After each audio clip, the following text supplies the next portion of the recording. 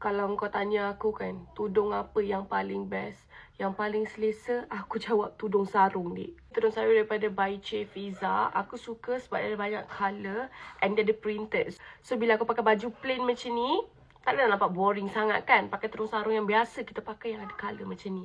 Gila. Tengok. Hai, cakap hai. Yang cakap hai. Yang cakap hai. Hari ni kita rehat-rehat dekat rumah dengan Yen Malik. Okay, Yen, how do we dance? Dance, dance, dance, dance, dance, dance. Ikat je.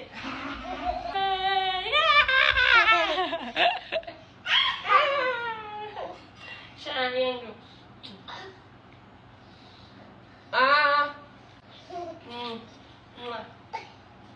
Bye-bye.